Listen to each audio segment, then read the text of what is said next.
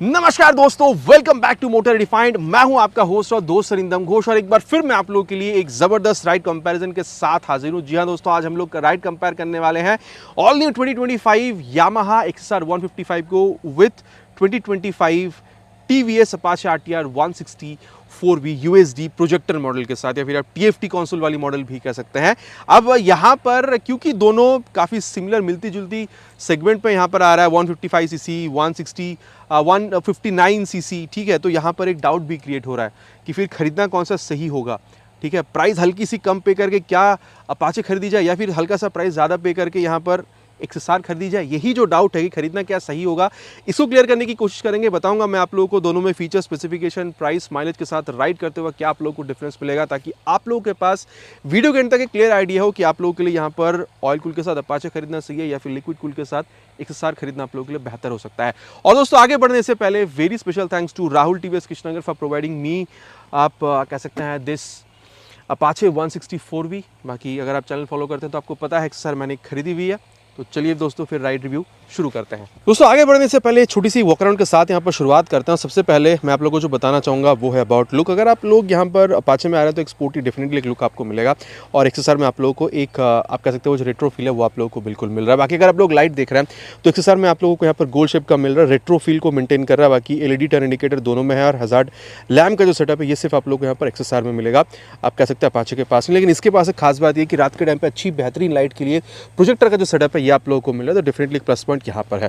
दोनों के पास approximately 37 mm तक का जो टेलीस्कोपिक फोक है वो आप लोगों को मिल रहा है। वहाँ पर आप कह सकते हैं 90 सेक्शन तक का जो टायर है वो आपको मिल रहा है। यहाँ पर 100 सेक्शन का जो टायर है ये आप लोगों को बिल्कुल मिलेगा XSR में। और अगर आप लोग देख रहे हैं दोनों के पास ही डुअल चैनल ABS है, दोनों के पास ही ट्रैक्शन कंट्रोल सिस्टम भी आप लोगों को मिल जाएगा। बाकी अगर आप लोग यहाँ पर जो अपाचे 160 4V में आ रहा है तो यहाँ पर 270 mm तक का ये जो पेटल डिज़ाइन वाला डिस्क है ये आपको मिलेगा। यहाँ पर पेटल डिज़ाइन तो नहीं है, लेकिन यहाँ पर आप लोग को 282 mm तक का जो डिस्क है ये आप लोगों को मिल रहा है। तो चाहे आप यहाँ पर फ्रंट व्यू में अगर आप लोग देख रहे हैं बहुत ज़्यादा डिफरेंस आपको नहीं मिलेगा। टायर यहाँ पर थोड़ी सी बेहतर है तो वहाँ पर थोड़ी सी लाइट आप लोगों को बेहतर मिल रही है। अब इंजन के बारे में बात करते हैं, यहाँ पर मेन डिफरेंस आपको मिलेगा वो ऑयल कूल है, ये लिक्विड कूल है। 5 स्पीड गियर बॉक्स, यहाँ पर 6 स्पीड गियर बॉक्स आप लोगों को मिल जाएगा। तो इस बारे में बात करते हैं बारी बारी से। स्टार्ट करते हैं विद यहाँ पर XSR 155। यहाँ पर आप लोगों को 155 CC single cylinder SOHC 4 valve liquid cool filtered engine आप लोगों को मिलेगा, जहाँ पर 18.4 PS का max power 14.2 Nm max torque के साथ आप लोगों को मिल रहा है। बाकी स्लीपर असिस्ट क्लच दोनों में आपको मिलेगा। यहाँ पर वेरिएबल वाल्व एक्चुएशन भी मिलेगा, जिसके बारे में आगे चलते हुए बात करेंगे।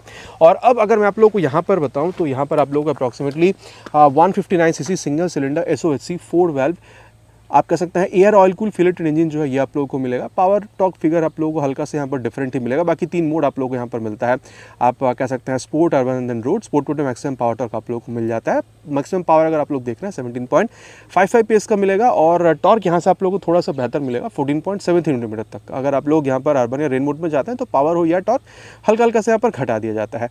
बाकी स्लीपर असिस्ट क्लच है, ऑलरेडी मैंने कहा है। और अब मैं आप लोगों को यहाँ पर दोनों ही बाइक की जो एग्जॉस्ट साउंड है वो सुनाना चाहूँगा। और सबसे पहले यहाँ पर स्टार्ट करेंगे अपाचे की बुलबप एग्जॉस्ट के साथ।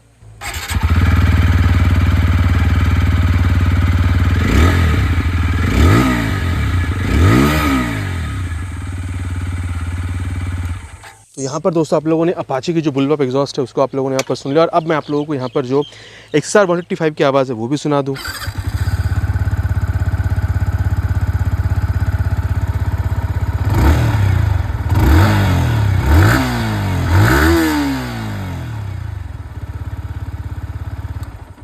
जी दोस्तों, दोनों आवाज़ जो आप लोगों ने सुन लिया है, मेरे हिसाब से अगर मैं आपको बताऊं तो रिफाइनमेंट थोड़ी सी यहाँ पर ज़्यादा, वहाँ पर थोड़ी सी ज़्यादा बेसियर मुझे फील हो रही है। आपका क्या कहना है इस बारे में नीचे प्लीज़ कमेंट में लिखकर बिल्कुल बताइएगा। बाकी दोस्तों, प्राइस के बारे में अगर बात करी जाए, यहाँ पर अपाचे में आप लोग अप्रॉक्सीमेटली 10 से 12 हज़ार रुपये आप कम पे करें। लेकिन फिर भी अगर मैं कहूँ तो फाइबर क्वालिटी आप लोगों को यहाँ पर अपाचे में थोड़ी सी बेहतर दिख सकती है अगर आप लोग XSR के मुकाबले देख रहे हैं। वैसे तो फाइबर पार्ट सिर्फ बहुत ही कम है यहाँ पर, मैं ये साइड पैनल की यहाँ पर बात कर रहा हूँ, ठीक है। बाकी अगर मैं आप लोग को रेयर पोर्शन बताऊँ तो वहाँ पर थोड़ी सी स्पोर्टी टेल लैंप, यहाँ पर आप लोग को जो रेट्रो फील वाले टेल लैंप है वो आप लोग को मिल रहा है। बाकी LED टर्न इंडिकेटर दोनों में आप लोगों को मिल जाएगा। अगर आप यहाँ देख रहे हैं तो टायर आप लोगों को यहाँ पर आप कह सकते हैं 130 सेक्शन तक आप लोगों को मिल जाएगा। बाकी रेडियल वो भी है, लेकिन यहाँ पर 140 सेक्शन तक का मिल रहा है आप लोगों को, यहाँ पर ये भी रेडियल मिलेगा। बाकी दोस्तों अगर आप लोग देख रहे हैं तो टायर हगर वगैरह आप लोग को लगा हुआ मिलेगा, लेकिन फॉर टाइमिंग यहाँ पर ये भी लगी नहीं है, ठीक है। तो इसके लिए आप लोगों को चिंता करने की जरूरत नहीं है। बाकी वहाँ पर आप लोगों को 240 mm तक का जो पेटल डिजाइन वाला डिस्क है वो मिल रहा है, यहाँ पर 220 mm तक मिलेगा। और दोनों में ही आप लोगों को यहाँ पर ये आप कह सकते हैं जो मोनोशा सस्पेंशन का सेटअप है ये आप लोगों को यहाँ पर दोनों में ही देखने मिल जाएगा। और अब अगर आप लोग इसकी जो साइड पोर्शन ये देख रहे हैं तो ये ओपन चेस्ट सिस्टम दोनों में आप लोगों को मिल जाएगा, साड़ी गार्ड दोनों में आपको मिल रहा है। यहाँ पर आप लोगों को लेडीज़ फुटरेस्ट भी लगा हुआ मिलता है, अभी यहाँ पर इंस्टॉल नहीं है, तो अगेन मैं कहूँगा इसके लिए डरिएगा नहीं, आप जब डिलीवरी ले रहे होंगे बाइक की तो आप लोगों को मिल जाएगा।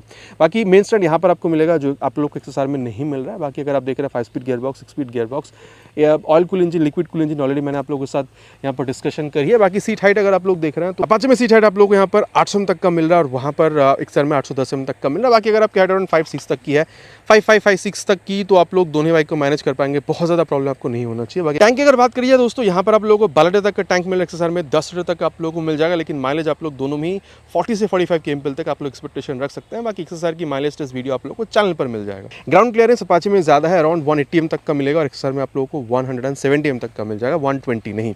वेट में यहाँ पर भी फर्क है, XSR में 137 किलोग्राम है और वहाँ पर 146 किलोग्राम है, तो यहाँ पर आप कह सकते हैं 9 किलोग्राम तक का फर्क आप लोगों को यहाँ पर बिल्कुल मिलेगा। हैंडल बार यहाँ पर चौड़ी है, वहाँ पर भी चौड़ी, इस बारे में आगे फील चलते हुए राइड के दौरान बात करेंगे। बाकी यहाँ पर मीटर कंसोल आप लोगों को थोड़ा सा वो रेट्रो फील वाला गोल आप लोगों को यहाँ पर मिल रहा है। टर्न बटन नेविगेशन आप लोग डायरेक्ट इस्तेमाल नहीं कर पाएंगे, लेकिन अगर आप लोग वाई कनेक्ट ऐप को मोबाइल में डाउनलोड इंस्टॉल करके थ्रू ब्लूटूथ के साथ जोड़ते हैं तो कॉल SMS अलर्ट आप लोग यहाँ पर बिल्कुल इस्तेमाल कर पाते हैं। साथ ही आप लोग को speed auto, taco, gear position sensor, average fuel economy वगैरह यहाँ पर ये चीज़ आप लोग को दिख जाएगा। High beam, low beam, pass out के लिए स्विच, ये हॉर्न थोड़ा सा ऊपर है, थोड़ी सी ऑड भी है ये, और टर्न सिग्नल यहाँ पर आपको मिलेगा। किल स्विच, स्टार्ट स्विच एक साथ है और यहाँ पर हज़ार्ड लैम्प का जो स्विच है ये आप लोगों को यहाँ पर बिल्कुल मिल रहा है। बाकी यहाँ पर आप लोगों को मोबाइल चार्जिंग पोर्ट जो है ये आप लोगों को मिल नहीं रहा है। बाकी आप देख सकते हैं जो मिरर है इसमें आप लोगों को डिफरेंस मिलेगा और इसके बारे में भी आगे चलते हुए बात हम लोग यहाँ पर डेफिनेटली करने वाले हैं। यहाँ पर अगर आप लोग देख रहे हैं तो ये जो क्लच या फिर आप ब्रेक लीवर देख रहे हैं जो कि यहाँ पर एडजस्टेबल नहीं है, यहाँ पर आप लोग को एडजस्टेबल बिल्कुल मिलेगा। और आप समझ सकते हैं यहाँ पर भी आप लोगों को जो मोबाइल चार्जिंग पोर्ट है एज एन एक्सेस आप लोगों को लगवानी पड़ेगी।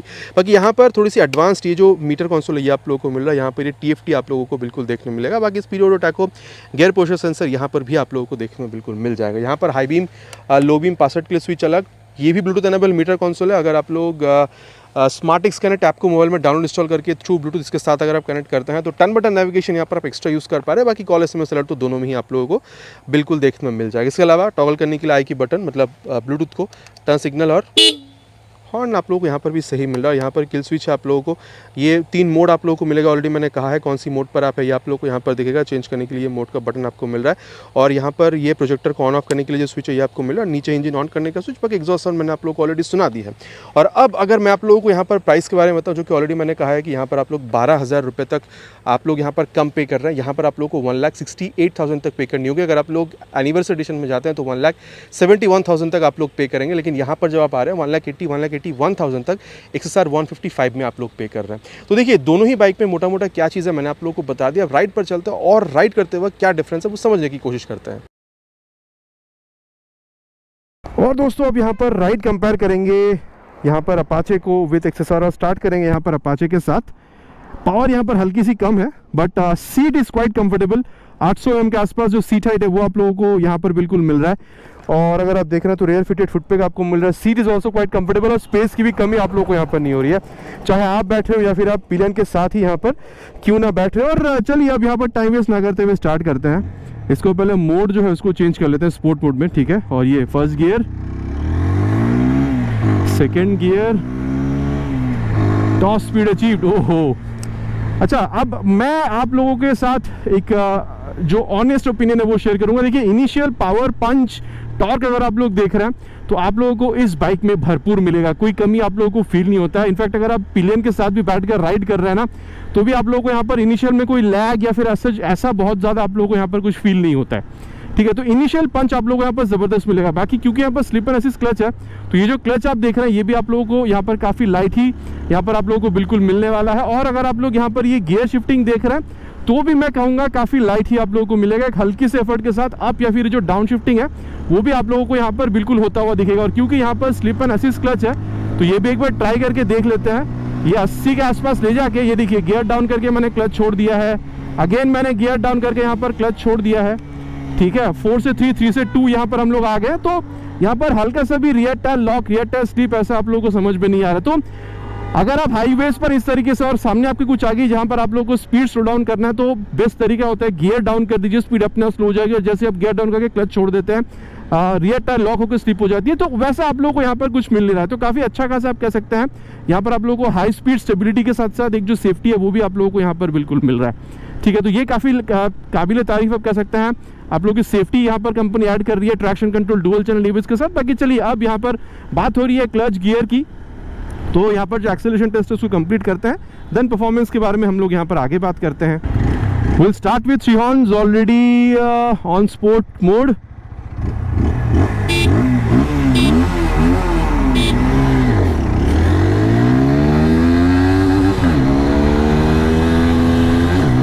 $60 crossed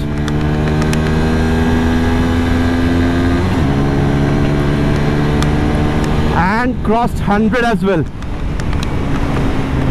देखिए दोस्तों, एक बात तो कहना पड़ेगा, वाइब्रेशन पहले के मुकाबले अभी यहाँ पर काफ़ी ज़्यादा कंट्रोल है, लेकिन फिर भी अगर आप देख रहे हैं तो यहाँ पर आप लोगों को वाइब्रेशन जो है 85-90 के बाद यहाँ पर समझ में आने वाला है। ठीक है, और अगर मैं बताऊं आप लोगों को तो स्टेबिलिटी में यहाँ पर कोई प्रॉब्लम वैसे है नहीं। वैसे तो मैंने थोड़ा सा स्लो ही लॉन्च किया था यहाँ पर, मतलब क्राउड को देखते हुए, मतलब जो ट्रैफिक था उसको देखते हुए, नॉट क्राउड। और देखिए, मैं कहूँगा आप लोगों से कि अगर आप कंफर्टेबल क्रूजिंग स्पीड देख रहे हैं 90-100 तक भी आप लोग आराम से खींच कर चला सकते हैं, लेकिन 90 तक आप लोगों को वाइब्रेशन यहाँ पर मिलता है। स्टेबिलिटी में कमी नहीं है, मैंने आप लोगों को कही है, और माइलेज आप लोग यहाँ पर 40-45 तक एक्सपेक्ट कर सकते हैं, ये भी मैंने आप लोगों से यहाँ पर बिल्कुल कही है। बाकी दोस्तों, एक और चीज़ कंपनी यहाँ पर ऑफर करती है माइलेज को और बेहतर बनाने में। मान के चलिए आपके सामने बहुत ज़्यादा ट्रैफिक है और आपने यहाँ पर सेकेंड गियर में डालकर बाइक को छोड़ दिया है। यहाँ पर कंपनी इसको ग्लाइड थ्रू ट्रैफिक टेक्नोलॉजी कहती है। तो देखिए, सेकेंड गियर पर ये 10, 11, 12 तक का यहाँ पर स्पीड ले रहे, अपने आप एक्सीलरेट कर रहे हैं। यहाँ पर क्योंकि बार बार क्लच थ्रॉटल गियर का इस्तेमाल नहीं करते हैं, माइलेज यहाँ पर काफ़ी मेंटेन होती है। और दोस्तों, अब यहाँ पर अपाचे के मुकाबले इसको यहाँ पर कंपेयर करते हैं, और यहाँ पर अभी देखिए 4:45 हो रहा है और अंधेरा उतर आई है। अब जल्दी से आप लोगों को बता दो, अंधेरा पूरी तरीके से होने से पहले देखिए, सीट आप लोगों को दोनों में ऑलमोस्ट सिमिलर कंफर्टेबल फील होगा, लेकिन यहाँ पर स्ट्रेट सीट है, लेकिन स्पेस यहाँ पर आपको हल्का सा कम मिल रहा है। ठीक है, ये बात है। बाकी यहाँ पर रियर फिटेड फुटपैड है, लेकिन थोड़ी सी कम है। बाकी देखिए, हैंडल पर यहाँ पर भी उतनी ऊंची है, लेकिन यहाँ पर आप लोगों को हल्का सा ज़्यादा झुककर बैठना हो रहा है, आप कह सकते हैं अपाचे 164V के मुकाबले। और चलिए अब यहाँ पर इसको स्टार्ट करते हैं। First gear, second gear, third gear. देखिए, मैं कहूँगा आप इसको, अगर आप इनिशियल स्पीड देख रहे हैं, चाहे आप इसकी मतलब ये पिलियन के साथ हो आप या फिर खुद राइड कर रहे हो, मैं कहूँगा वहाँ पर से यहाँ पर बहुत ज़्यादा आपको यहाँ पर इनिशियल स्पीड में जो डिफरेंस है वो आपको समझ में नहीं आएगा। बाकी इसके बारे में हम लोग आगे बात करेंगे एक्सेलरेशन टेस्ट कंप्लीट करने के बाद। बाकी अगर आप स्लीपर क्लच देख रहे हैं तो यहाँ पर भी आपको मिल रहा है, और मैं कहूँगा वहाँ के मुकाबले, मतलब अपाचे के मुकाबले यहाँ पर आपको थोड़ा सा ज़्यादा सॉफ्ट ही ये बिल्कुल कंपनी प्रोवाइड कराती है। और अगर आप गियर शिफ्टिंग देखते हैं आप या फिर डाउन शिफ्टिंग, यहाँ पर भी आपको उतनी ही सॉफ्टनेस के साथ, हल्की से एफर्ट के साथ उतनी सॉफ्टनेस जितना आपको वहाँ पर फील हो रहा था अपाचे में, यहाँ पर भी आपको फील हो रही है। मतलब अप डाउन करने में हल्का से एफर्ट के साथ अच्छी तरीके से शिफ्ट यहाँ पर भी हो रही है। बाकी क्योंकि अब यहाँ पर बात कर रहे हैं ये क्लच गियर और गियर शिफ्टिंग के बारे में, तो चलिए यहाँ पर जो एक्सेलरेशन टेस्ट है उसको कंप्लीट करते हैं, देन यहाँ पर इसकी जो परफॉर्मेंस है उसके बारे में आगे बात करते हैं। स्टार्ट करेंगे विथ 3 हॉर्न्स।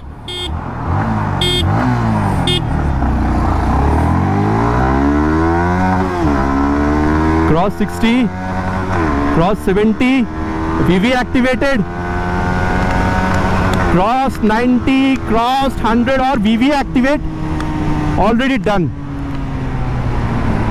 सो ये जो आप लोगों ने VVA देखा था दोस्तों, यहाँ पर डेफिनेटली आप लोगों ने एक बेहतर थ्रॉटल रिस्पांस यहाँ पर बिल्कुल मिल रहा है। वेरिएबल वाल्व एक्चुएशन की वजह से 7-7.5 RPM ऊपर जब आप जाते हैं तो एक बेहतर थ्रॉटल रिस्पांस जो वो आप लोग को यहाँ पर बिल्कुल मिलता है फॉर बेटर एक्सेलरेशन, वो डेफिनेटली समझ में आएगा।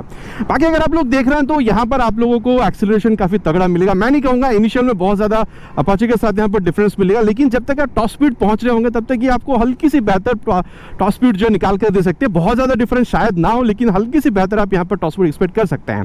बाकी मैं कहूंगा देखिए, वाइब्रेशन डेफिनेटली आप लोगों को थोड़ा सा यहाँ पर और कंट्रोल मिलेगा, यहाँ पर स्मूथनेस थोड़ी सी और ज़्यादा बेहतर है। मैं कहूँगा यहाँ पर 95-100 तक भी बहुत ज़्यादा आप लोगों को यहाँ पर वाइब्रेशन जो वो समझ में आनी है। डेफिनेटली उसके बाद 95-100 के बाद आप लोगों को हल्का सा यहाँ पर बस जो वो बिल्कुल फील होता है। बाकी स्टेबिलिटी देखिए वहाँ पर भी अच्छी थी। मैं कहूँगा यहाँ पर आप लोगों को थोड़ी सी और बेहतर ही यहाँ पर समझ में आने वाला है। और जहाँ तक बात है इंजन हीटिंग की, यहाँ पर भी इशू नहीं है। ठीक है, जब भी थोड़ा बहुत हीट होता है तो अपने आप वो फैन ऑन हो जाती है रेडिएटर की, और यहाँ पर इंजन हीटिंग की इशू जो वो आपको फील नहीं होगा। बाकी यहाँ पर मैं कहूँगा 100 तक यहाँ पर भी आप लोग कंफर्टेबल क्रूजिंग स्पीड मानकर चल सकते हैं। माइलेज एक्सपेक्टेशन दोस्तों यहाँ पर ऑलरेडी मैंने जैसा आप लोगों से वॉक अराउंड के दौरान कहा था 40-45 तक आप लोग यहाँ पर एक्सपेक्टेशन रख सकते हैं।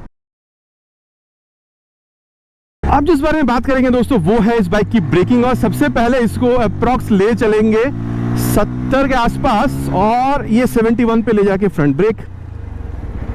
ठीक है, मैं कहूँगा फ्रंट में 271 का जो डिस्क है काफ़ी बेहतरीन तरीके से आप लोगों को यहाँ पर रोकती हुई नजर आ रही है। ठीक है, एबीएस मुझे अभी तो फील नहीं हुआ, लेकिन एबीएस काम करती है तो कोई प्रॉब्लम आपको फील नहीं होगा। काफ़ी अच्छा खासा ब्रेकिंग रिस्पॉन्स जो है फ्रंट ब्रेक में से आप लोगों को बिल्कुल मिलेगा। और रियर ब्रेक जो है इसको भी एक बार टेस्ट करेंगे, वही 70 के आसपास ले जाकर, और ये 68 पे ले जाके रियर ब्रेक।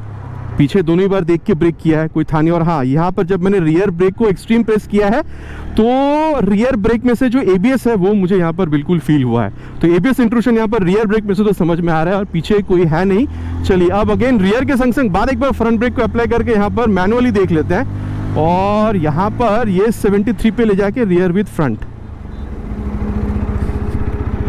देखिए काफी बढ़िया ब्रेकिंग आप लोगों को मिलेगा, इसमें कोई दो राय नहीं है। 70-80 के स्पीड पर भी आराम से आप लोगों को रोकती हुई नजर आ रही है, तो ब्रेकिंग में आप लोगों को यहाँ पर शिकायत नहीं होगा। और दोस्तों अब जिस बारे में बात करेंगे वो है इस बाइक की ब्रेकिंग। सबसे पहले यहाँ पर ले चलेंगे इसको 70 के आसपास, और पीछे कोई है नहीं, और 78 पे ले जाके फ्रंट ब्रेक।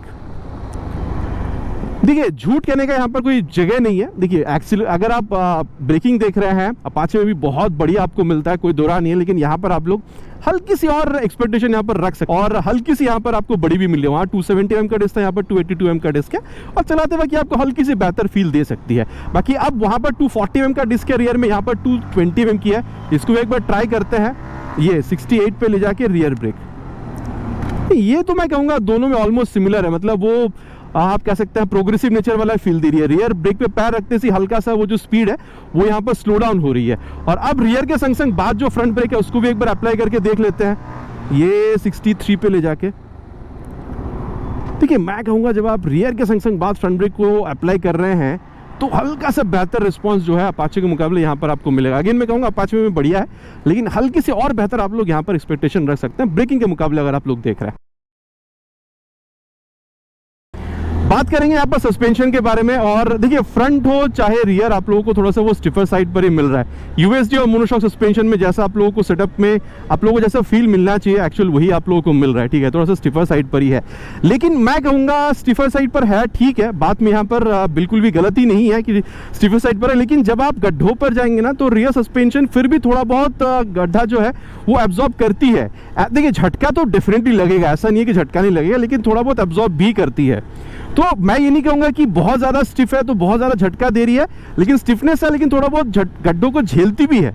लेकिन अगर आप ज़्यादा गड्ढों पर जा रहे हैं तो झटका भी आप लोगों को यहाँ पर बिल्कुल महसूस कराती है। बाकी मैं कहूँगा सस्पेंशन और यहाँ पर आप लोगों को जो ये फ्रेम मिल रहा है इस वजह से आप कह सकते हैं ठीक है, यहाँ पर आप लोगों को काफ़ी अच्छा खासा एक जो कॉन्फिडेंस है वो आप लोगों को बिल्कुल मिलता है। हैंडलिंग में आप लोगों को मज़ा आता है, और कॉर्नरिंग करने में भी आप लोगों को यहाँ पर काफ़ी अच्छा खासा कॉन्फिडेंस ये सस्पेंशन सेटअप और आप कह सकते हैं फ्रेम जो है बिल्कुल कॉन्फिडेंस आप लोगों को निकाल कर देती है। और देखिए अगर आप ओवरऑल फील के बारे में बात कर रहे हैं, रियर व्यू मिरर काफ़ी अच्छा खासा रियर व्यू आप लोगों को निकाल कर दे रही है। Speedo tacho gear position sensor Bluetooth connectivity सब कुछ मिल रहा है। एज आप कह सकते हैं एक्सेसरीज मोबाइल चार्जिंग पोर्ट भी आप लोग यहाँ पर इंस्टॉल करवा लीजिए। देखिए आप यहाँ पर बहुत ज़्यादा नहीं झुक रहे हैं, आप ऑलमोस्ट अपराइट ही यहाँ पर बैठ रहे हैं। सीट में स्पेस की कमी नहीं है, आपको काफ़ी अच्छा खासा यहाँ पर सीट का जो कंफर्ट है वो भी आप लोगों को मिला। तो मैं कहूँगा देखिए सिटी राइड तो आप करेंगे जिसलिए आप इस बाइक को खरीद रहे, लेकिन क्योंकि यहाँ पर ऑयल कूल का सपोर्ट भी आप लोगों को मिल रहा है तो आप कह सकते हैं कि थोड़ा बहुत अगर आप पिलियन के साथ भी इनफैक्ट अगर आप लॉन्ग राइड पे निकलना चाहते हैं तो भी आप लोगों को यहाँ पर प्रॉब्लम नहीं होगा। और पिलियन कंफर्ट भी यहाँ पर आप लोगों को अच्छा खासा मिल जा रहा है। सीट में एक स्पेस की कमी नहीं है, साथ ही यहाँ पर ग्रैब हैंडल जो आप लोगों को मिल रहा है उस वजह से आप कह सकते हैं पिलियन को भी यहाँ पर काफ़ी अच्छा खासा एक राइडिंग एक्सपीरियंस जो है वो यहाँ पर बिल्कुल मिलने वाला है। सस्पेंशन की बात करते हैं, डेफिनेटली सेम सेटअप है यूएसडी और मोनोशॉक का, लेकिन यूएसडी का तो चलो ठीक है, दोनों में ऑलमोस्ट सिमिलर है स्टिफनेस अगर आप लोग देख रहे हैं। लेकिन रियर सस्पेंशन जब आप यहाँ देख रहे हैं झटका आप लोगों को ज़्यादा मिलेगा। वहाँ पर जैसे मैं कह रहा था कि हल्का सा अगर कुछ गड्ढा उठा है तो भी एब्जॉर्ब करती है, ज़्यादा गड्ढों पर झटका, लेकिन यहाँ पर तो हल्की सी गड्ढों पर भी आप लोगों को यहाँ पर काफ़ी हद तक यहाँ पर ये झटका आप लोगों को बिल्कुल फील कराएगी। ठीक है, तो झटका आप लोगों को यहाँ पर बिल्कुल ज़्यादा लेना होगा, लेकिन अगर आप लोग कॉर्नरिंग वगैरह देख रहे हैं यहाँ पर रिस्पॉन्स आप लोगों को हल्की सी बेहतर मिल सकता है। बाकी अगर आप लोग यहाँ पर हाई स्पीड टॉप स्पीड अगर आप लोग हाई स्पीड स्टेबिलिटी देख रहे हैं तो दोनों में आप लोगों को काफ़ी सिमिलर ही यहाँ पर मिलने वाला है।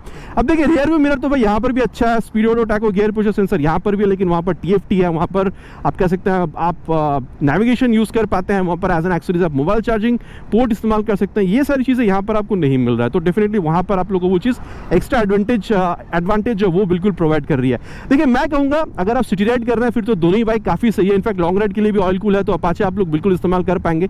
लेकिन यहाँ पर स्पेशली अगर आप लोग पीछे कोई हल्का पतला अगर आप लोग प्लेन के साथ बैठ रहे हो, अगर आप लोगों ने ग्रैब हैंडल वगैरह 1200-1300 रुपये एक्स्ट्रा खर्चा करके अगर आप लोगों ने यहाँ पर इंस्टॉलेशन करवा लिया है तो मैं कहूँगा इसको भी आप लोग लॉन्ग राइड के लिए इस्तेमाल कर सकते हैं। प्रॉब्लम आपको नहीं होना चाहिए, ठीक है। बाकी देखिए अगेन मैं कहूँगा दोनों ही सिटी राइड के लिए आप लोग बिल्कुल इस्तेमाल करिए, कोई प्रॉब्लम आपको नहीं होगा।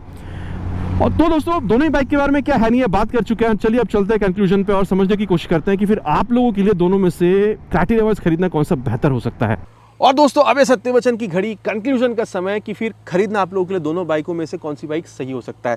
देखिए मैं कहूँगा अपाचे 164 भी जिस प्राइस पॉइंट पर आ रहा है वो भी एक काफ़ी बढ़िया बाइक आप लोगों को बिल्कुल फील हो सकता है। अगर आपकी बजट अराउंड 1,65,70 तक की है, आप चाहते हैं आप लोगों को एक कंफर्टेबल राइड चाहिए, अच्छी खासी हैंडलिंग आप लोगों को चाहिए, माइलेज भी 40-45 तक की चाहिए, आप थोड़ा सा वो जो मीटर कंसोल है वो थोड़ा सा ज़्यादा एडवांस चाह रहे हैं, TFT वाली चीज़ आप लोगों को चाहिए, ब्लूटूथ आप लोगों को चाहिए, रात में राइड करने के लिए अच्छा खासा लाइट आप लोगों को चाहिए, मतलब एक कंप्लीट बैलेंस बाइक, समझ रहे हैं। डेली राइड तो आप करेंगे लेकिन अगर आप कभी कभी ओकेशनल लॉन्ग राइड पर भी निकल जाना चाहते हैं तो भी इस बाइक के साथ बिल्कुल पॉसिबल है, जो कि आप लोग को 1,65,000 से 70,000 तक की बजट में आप लोगों को यहाँ पर बिल्कुल मिल रहा है। आप ऑफिस गोइंग है, कॉलेज गोइंग है, मिडिल एज के हैं, आप लोग के लिए TVS अपाचे 164 भी स्पेशली ये TFT मॉडल काफ़ी बढ़िया आप कह सकते हैं बाइक हो सकता है। लेकिन आप अगेन कहूँगा आप ऑफिस गोइंग, आप कॉलेज गोइंग या फिर आप यहाँ पर मिडिल एज के हो सकते हैं, लेकिन आप लोगों को थोड़ा सा रेट्रो फील जो है वो आप लोगों को ज़्यादा पसंद आता है, रेट्रो लुक, तो आप लोगों के लिए यहाँ पर XSR बिल्कुल खड़ी है, जहाँ पर आप लोगों को माइलेज भी थोड़ा सा और बेहतर मिल सकता है। बाकी टॉप एंड स्पीड अगर आप देखेंगे तो आप लोगों को यहाँ पर थोड़ी सी और बेहतर फील हो सकती है। बाकी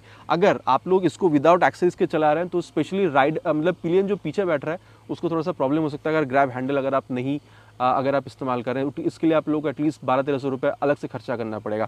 तो देखिए मैं आपको कह सकता हूँ अगर आप लोगों को यामा की रिलायबल इंजन चाहिए, 6 speed gear box, liquid cool engine, ये सारी चीज़ें आप लोगों को चाहिए, रेट्रो फील आप लोगों को पसंद आ रहा है, टॉप स्पीड भी आप लोगों को अच्छी खासी चाहिए, चलाने में मज़ा आना चाहिए, बाइक में स्मूथनेस आप लोगों को ज़्यादा पसंद है, ठीक है, और हैंडलिंग आप लोगों को तगड़ी चाहिए, मेरे ख्याल से आप लोगों के लिए जो XSR 155 है ये आप लोगों के लिए एक बहुत बढ़िया बाइक जो है वो बिल्कुल रह सकता है। स्पेशली अगर आप सिटी राइड कर रहे हैं फिर तो बहुत बढ़िया है ही, लेकिन अगर आप लोग एक्सेसरीज के साथ अगर आप लॉन्ग राइड पर भी निकलना चाहते हैं तो भी इस बाइक के साथ पॉसिबल है। बाकी अब आप लोग क्या समझ रहे हैं आफ्टर दिस रिव्यू, आप लोग XSR खरीदना पसंद करेंगे या फिर अपाचे 164 भी TFT वाली मॉडल? नीचे प्लीज़ कमेंट पर लिखकर बताना नहीं भूलिएगा, इट्स माय रिक्वेस्ट। आशा करता हूँ वीडियो आप लोगों को पसंद आई होगी, अगर पसंद आई है तो प्लीज़ वीडियो में एक लाइक कर दीजिएगा। चैनल पर अगर आप लोग पहली बार आ रहे हैं तो सब्सक्राइब करके बेल बटन को ऑल पे करना नहीं भूलिएगा, अगेन इट्स माय रिक्वेस्ट। बहुत जल्द मुलाकात होगा चैनल पर आप लोगों के साथ इसी तरीके से नए बाइक के स्कूटर के साथ। Till then ride safe and जय हिंद।